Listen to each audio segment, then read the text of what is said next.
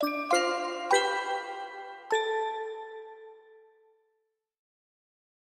hello students, this is Parag Desle and you are watching Bodhnidhi. I welcome you all in this lecture series on engineering mechanics. In the previous lectures we have seen questions on concurrent space force system.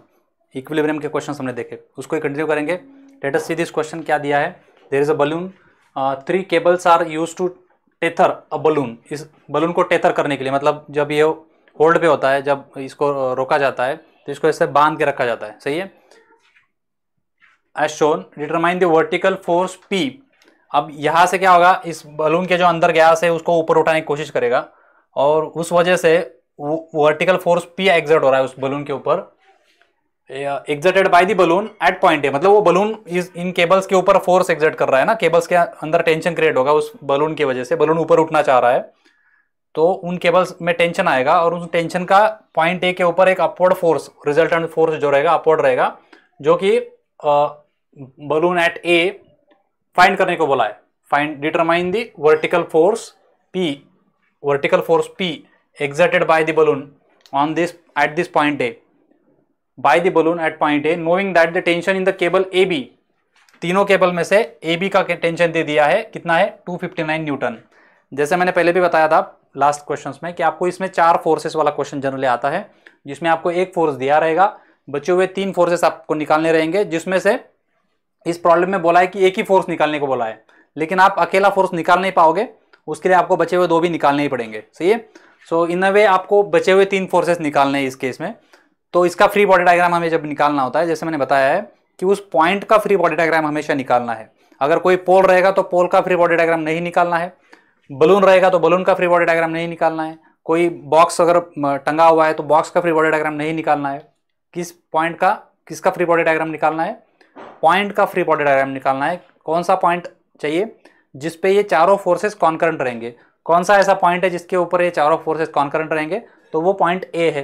को point A का हमें free body diagram निकालना पड़ेगा. तो point A का free body diagram क्या आएगा बताओ मुझे, can you tell me. Point A के ऊपर क्या क्या एक्ट हो रहा है. पॉइंट ए के ऊपर tension in the cable TAB रहेगा, जो कि आउटवर्ड रहेगा पॉइंट ए से.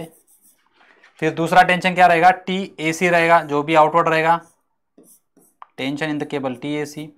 तीसरा फोर्स क्या रहेगा, tension in the cable TAD, जो कि आउटवर्ड रहेगा.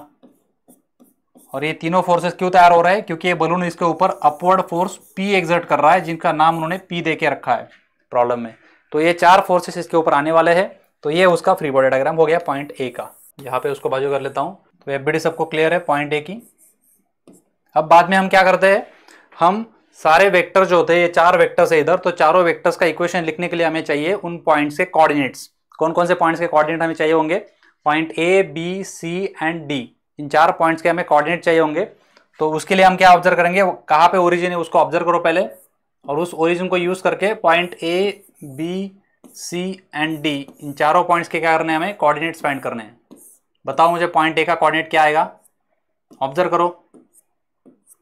Observe this carefully at your own and try to write down the coordinates of these 4 points. If you are able to write this, 95% काम यही पे हो जाता है. आगे का काम पूरा मैकेनिकल होता है, जिसमें कोई दिमाग लगाने का काम नहीं है. स्टेप्स को याद करना है, उन स्टेप्स को यूज़ करना है और आगे का काम कंटिन्यू करना है. तो चलो कहते हैं पहला पॉइंट A है. तो A के लिए जाने तक ओरिजिन से कौन कौन से डायरेक्शन में मुझे मूव करना पड़ेगा वो मैं सोचूंगा. ओरिजिन कहाँ पे है मेरा, ये मेरा ओरिजिन है, और पॉइंट A कहाँ पे, यहाँ पे ऊपर है. तो यहाँ तक जाने के लिए मुझे x डायरेक्शन में जाने की जरूरत है क्या, x डायरेक्शन में जरूरत नहीं है, तो x क्या हो गया, 0 हो गया. फिर y डायरेक्शन किधर है भाई, y ऊपर है, तो y डायरेक्शन में जाना पड़ रहा है, ऊपर जाना पड़ रहा है ना. कितना ऊपर जाना पड़ रहा है, 5.6 मीटर. तो इसका y कितना बन जाएगा, 5.6 मीटर. मतलब ओरिजिन से y के डायरेक्शन में मैं 5.6 मीटर गया हूँ. सही है. अब z चेक कर लेते हैं. O से A तक जाने के लिए z डायरेक्शन में कोई डिस्टेंस ट्रैवल करने की जरूरत है क्या, कोई डिस्टेंस ट्रैवल करने की जरूरत नहीं है. तो z क्या हो गया, 0 हो गया. अब हम जाएंगे पॉइंट B के पास. पॉइंट B का कोऑर्डिनेट्स अगर देखने हैं तो पॉइंट B यहाँ पे है. सही है. तो यहाँ से ओरिजिन तक, ओरिजिन से वहां तक, मतलब ओरिजिन यहाँ पे है. पॉइंट B तक जाने के लिए मुझे x डायरेक्शन में जाने की जरूरत है क्या, हाँ जाने की जरूरत है. कौन से x में, -x में. इधर क्या है, -x है, इधर क्या है, +x है. तो मुझे -x में जाने की जरूरत है. कितना डिस्टेंस जाना है -x में, 4.2. तो x एक्सिस के ऊपर ही पॉइंट B है, तो उसके बचे हुए कोऑर्डिनेट्स क्या आएंगे, 0 आएंगे, फटाफट कर सकते हैं ये। ऐसा नहीं समझा है तो देख लो, वेरीफाई कर लो। O से B तक जाने के लिए मैं Y डायरेक्शन में ऊपर उठ ही नहीं रहा हूं, तो Y हमेशा 0 आएगा। Z में भी नहीं जा रहा हूं तो Z भी 0 आएगा। इस तरह से मैंने उसको वेरीफाई भी कर लिया। पॉइंट C के पास जाओ। पॉइंट C कहां पे लोकेटेड है? यहां पे है। तो पॉइंट C तक पहुंचने के लिए X डायरेक्शन में मुझे आगे बढ़ना पड़ेगा, इतना डिस्टेंस। ये डिस्टेंस कितना है? 2.4। X डायरेक्शन में कितना आगे बढ़ा है मैं? 2.4 मीटर आगे बढ़ा।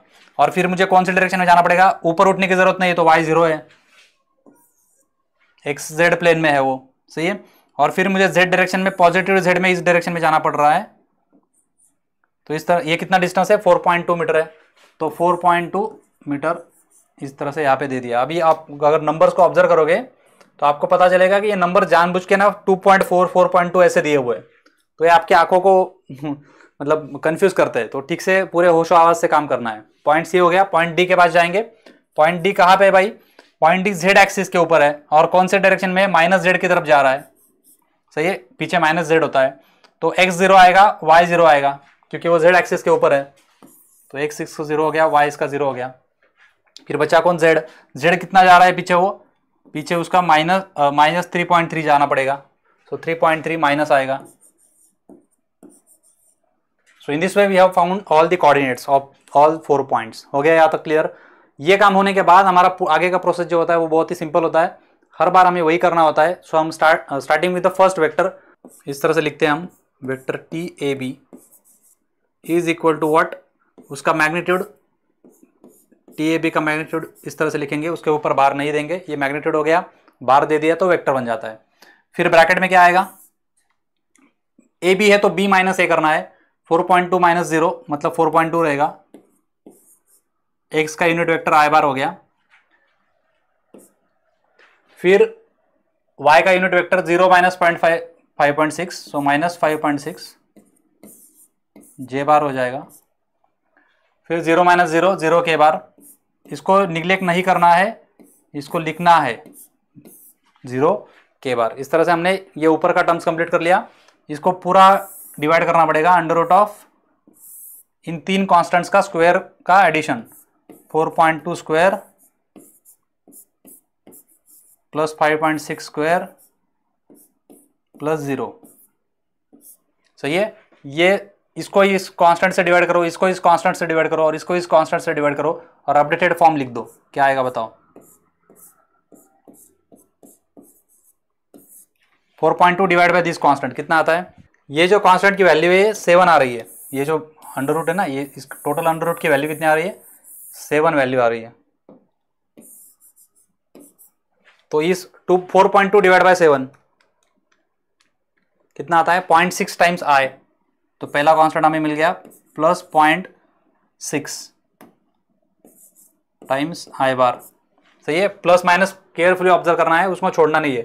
5.6 डिवाइड बाय 7 0.8 आ रहा है, लेकिन विथ माइनस आएगा, माइनस 0.8 जे बार। और 0 डिवाइड बाय दिस 7 0 बिकम्स, सो उसको छोड़ना नहीं है, 0 के बार। तो ये हमारा पहला इक्वेशन बन गया। बहुत जरूरी इंपॉर्टेंट इक्वेशन है। ऐसे हमें 4 इक्वेशंस को डेवलप करना है। तो वेक्टर टी ए सी क्या आएगा? मैंने उसको आगे ले लिया यहाँ पे। अब हम टी ए सी के पास जाएंगे। टी ए सी क्या है? सी माइनस ए करना पड़ेगा। सो टी ए सी का मैग्नीट्यूड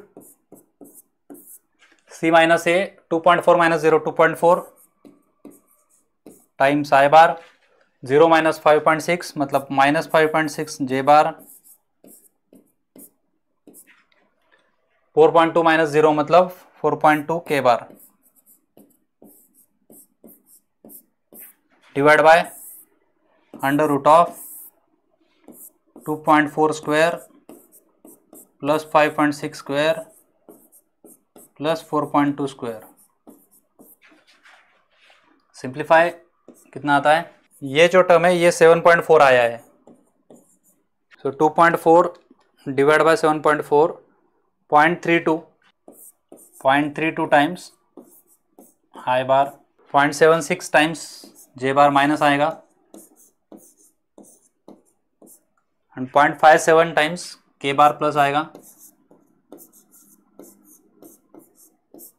इस तरह से हमने सेकंड वेक्टर को भी ढूंढ लिया। अब थर्ड वेक्टर जाएंगे। So vector T A D क्या आएगा, TAD का मैग्नीट्यूड ब्रैकेट में D minus A 0, so 0 0 I bar, D minus A 0 minus 5.6 minus 5.6 J bar and minus 3.3 minus 0, so minus 3.3 K bar divide by under root of 0 square plus 5.6 square plus 3.3 square. नीचे जब हम square करते हैं तो minus को भूल जाना है। ये टर्म आता है 6.5।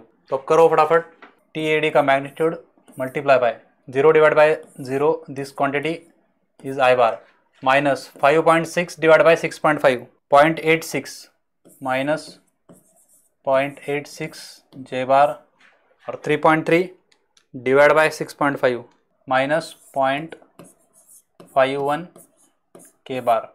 इस तरह से हमने TAD का वेक्टर भी ढूंढ लिया।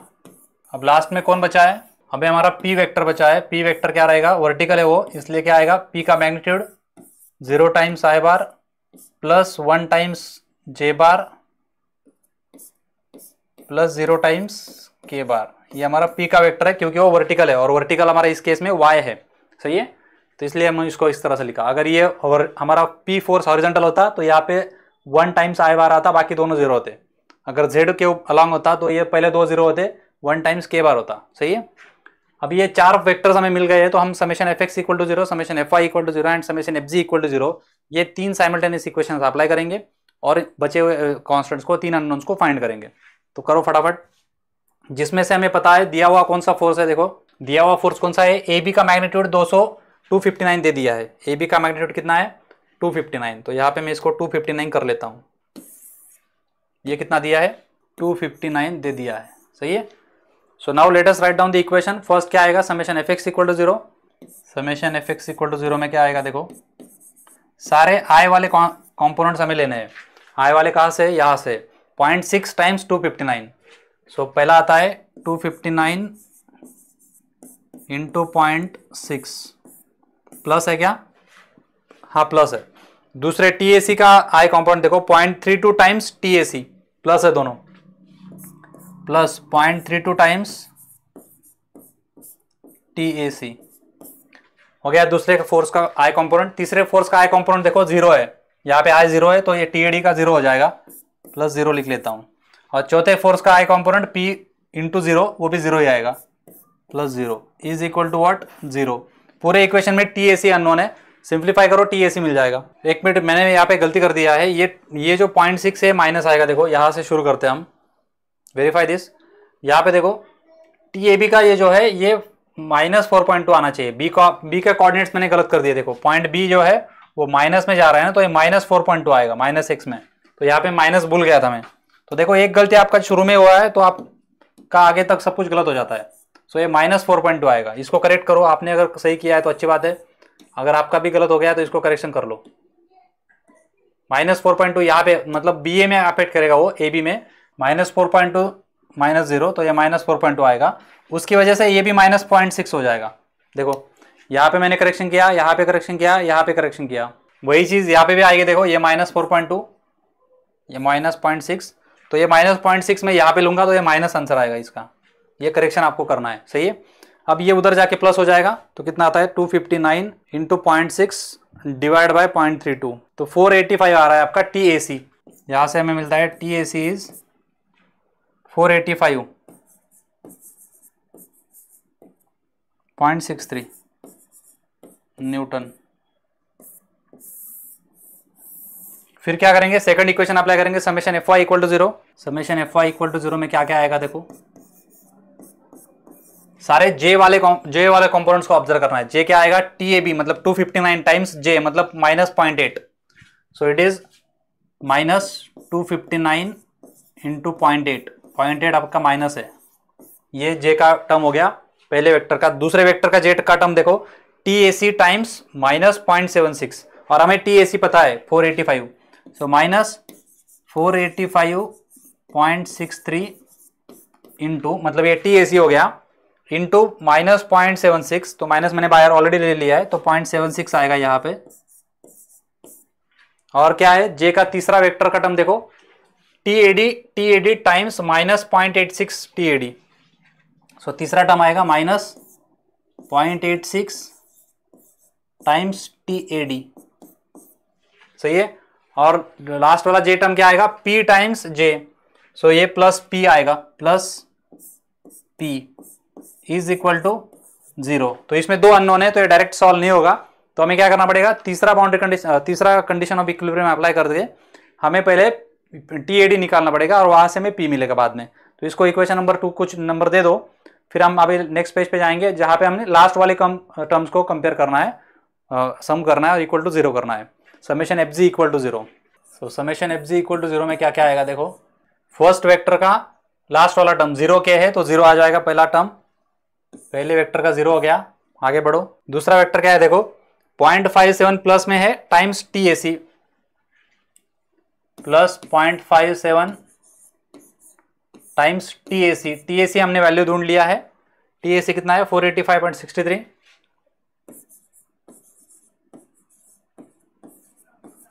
दूसरा वेक्टर हो गया काम। तीसरे वेक्टर के पास जाओ, तीसरा वेक्टर यहां पे है तो ये के का टर्म देखना है हमें, so -0.51 times T AD, -0.51 times T AD. और लास्ट वाला वेक्टर क्या है, पी का है, पी में क्या है 0 के है तो 0 आ जाएगा लास्ट वाला, प्लस 0 इज इक्वल टू 0। तो यहां से हमें टी एडी मिल जाता है, टी एडी फाइंड करो, यहां से वो आता है 542.76।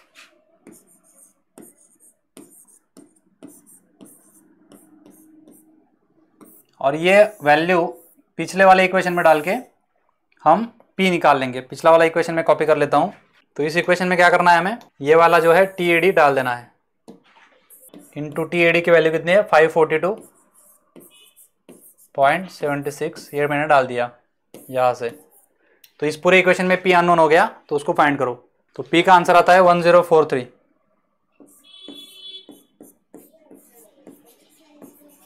न्यूटन। चेक करो आया है क्या। So in this way we have solve this question. वो अपवर्ड फोर्स कितना है वो पूछा था हमें, तो अपवर्ड फोर्स कर निकालते निकालते हमने बचे हुए दो टेंशन पे निकाल दिए, तो चारों फोर्सेस पता हो गए, सही है।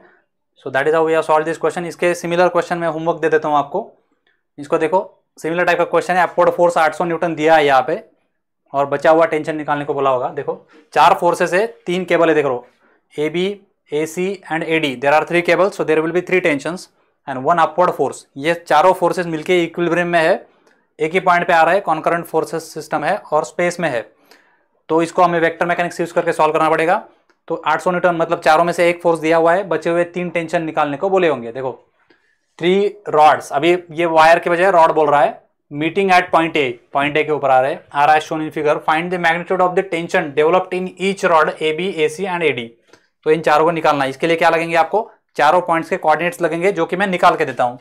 चारों पॉइंट्स के कोऑर्डिनेट में निकाल के देता हूँ, उनको वेरीफाई करो, अगर सही है तो आगे का प्रोसेस एक्जैक्टली सेम रहेगा जैसे हमने पीछे किया है। तो ए का कोऑर्डिनेट देखो क्या है, पॉइंट ए कहाँ पे है, वर्टिकल लाइन पे, जेड क्यों मैच कर रहा है, तो मतलब उसका लास्ट कोऑर्डिनेट ये आएगा, हाइट कितना है 5 मीटर है, जेड एक्सिस के ऊपर है, प्लस में है तो एक 0 आएगा, y 0 आएगा, z प्लस में है तो 5 आएगा। b के पास जाओ, b कहाँ पे, यहाँ पे, तो b तक पहुंचने के लिए ओरिजिन से मुझे कहाँ जाना पड़ रहा है, पहले मुझे ओरिजिन से समझो x की दिशा में प्लस, इधर x है ना, दिस इज प्लस x, तो इस दिशा में जाना पड़ रहा है। तो b तक इस दिशा में पहुंचने के लिए कितना डिस्टेंस ट्रैवल कर रहा हूं मैं, 4 मीटर डिस्टेंस ट्रैवल कर रहा हूं, देखो ये वाला 4 मीटर, तो x में कितना जा रहा हूं, 4 मीटर जा रहा हूं, आगे बढ़ो, यहां तक पहुंच गया, सही है। अभी y में जाना पड़ रहा है मुझे, इस साइड पे y है, देखो दिस इज प्लस y, तो इस डायरेक्शन में जाना पड़ रहा है, कितना जाना पड़ रहा है, ये डिस्टेंस 4 मीटर दिया है, तो प्लस में 4 में y में जा रहा हूँ। और z में मुझे ऊपर उठने की जरूरत ही नहीं है क्योंकि वो xy प्लेन में है, तो z क्या आएगा, इसका 0 आएगा। यहाँ से आप ऑब्जर्व करो c एंड d दोनों पॉइंट्स xy प्लेन में है, सारे पॉइंट्स xy प्लेन में है, तो उनका सारे पॉइंट्स का z क्या आएगा, 0 आएगा। अब c के पास जाओ, तो c देखो कहाँ पे है, यहाँ पे c है, तो c तक पहुंचने के लिए x डायरेक्शन में कहाँ जाना पड़ रहा है, मुझे पीछे जाना पड़ रहा है, देखो x दिशा ये है, तो ये -x हो गया इधर, तो पीछे जाना पड़ रहा है पहले, तो यहाँ से शुरू किया, यहाँ तक पहुंचा, कितना डिस्टेंस ट्रैवल किया मैंने, 2 मीटर ट्रैवल किया, सो -2 आना पड़ेगा। फिर मुझे क्या करना पड़ रहा है, यहां तक पहुंचने के बाद y में जाना पड़ रहा है, सही है। तो y प्लस में आ रहा है, मैं आगे आ रहा हूं। कितना आगे आ रहा हूं, ये डिस्टेंस आगे आ रहा हूं। ये डिस्टेंस कितना है, 3 मीटर है, तो +3 आएगा, सही है। फिर d के पास जाएंगे, d कहां पे, यहां पे d है। तो d तक पहुंचने के लिए ओरिजिन से शुरू करूंगा मैं, पहले x दिशा में जाना पड़ेगा, ये पीछे जा रहा हूं मैं। ये डिस्टेंस कितना है, 4 मीटर है, तो ये -4 जा रहा हूं, x दिशा में पीछे जा रहा हूं मैं। फिर यहां तक पहुंच गया, फिर यहां से मुझे कौन सी दिशा में जाना पड़ रहा है, -y दिशा में जाना पड़ रहा है, इधर जाना पड़ रहा है, ये इस दिशा में जाना पड़ रहा है। कितना डिस्टेंस है ये डिस्टेंस कहाँ दिया है, यहाँ पे दिया है 5 मीटर, तो ये -5 इधर हो गया। तो इस तरह से इसके कोऑर्डिनेट्स हो गए। फिर आप चारों वेक्टर्स के इक्वेशन लिखो, फिर उसका आई इक्वेट करो, summation F X equal to 0, J equate करो, summation F Y equal to 0, K equate करो, summation F ji equal to 0, और तीनों में से जो जो अननोन है वो निकाल लो इक्वेशंस को यूज करके, सही है। So try to do this as homework. See you in the next lecture with the next question. Take care. Good day. Bye bye.